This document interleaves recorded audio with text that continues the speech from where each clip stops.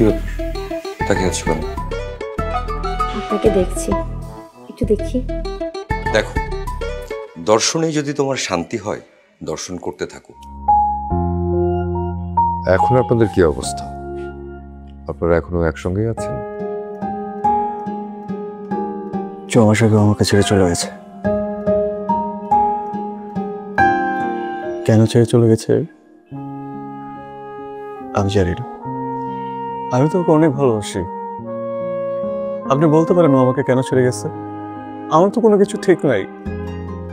আমি রাতে ঘুমাতে পারি না, খেতে পারি না, কোনো কিচ্ছু করতে পারি না। আপনি প্লিজ আমাকে একটাবার বলেন আমি কি করব। আমি কিছু বুঝতে পারছি না। বুঝতে পারছি, কিন্তু আপনার সম্পর্কে আমার আরো বেশি ইনফরমেশন দরকার। চলুন একদম শুরু থেকে শুরু করি। আপনার নাম? আহনাফ। আহনাফ? আহনাফ আহমেদ। আহনাফ আহমেদ। আপনার গার্লফ্রেন্ডের নাম? প্রিয়ন্তী। প্রিয়ন্তী। প্রিয়ন্তীর আগে পরেতে কিছু আছে বলুন। অনন্যা প্রিয়ন্তী।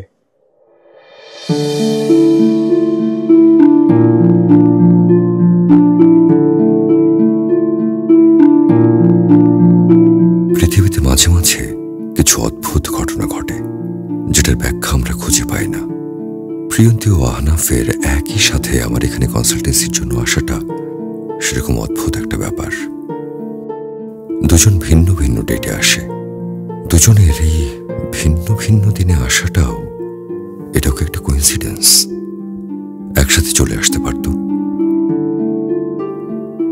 এরকম অদ্ভুত পরিস্থিতিতে আমি কখনো পড়িনি। আমার কি ওদের বলে দেওয়া উচিত যে তোমার পার্টনারও আমার সাথে কনসালটেন্সির জন্য এসেছে বা আসছে? পেশেন্টের প্রাইভেসি মেনটেন করাটাও আমার responsibility. They believe on me. থাক, চলতে থাকুক। দুজনের সাথেই কথা বলতে থাকি and it seems to be more interesting. Sir, আমাকে ডেকেছেন?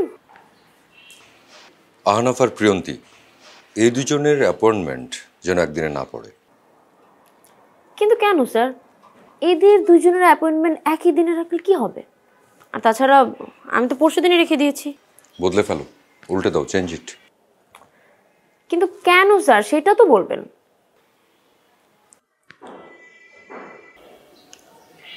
কি হলো, চুপ করে আছেন কেন? বলেন না একটু।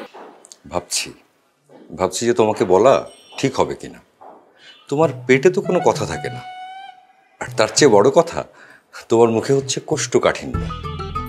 কোনো কথা হজম করতে পারো না, উগলে দাও। না বলাই বেটার। যেটা বলছি সেটা করো, যাও। ঠিক আছে, আপনি যা বলবেন তাই।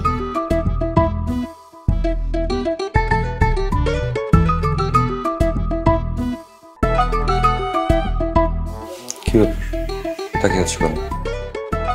আপনাকে দেখছি, একটু দেখি। দেখো, দর্শনে যদি তোমার শান্তি হয় দর্শন করতে থাকো। দর্শনের জন্য এখনো কোনো চার্জ করছি না।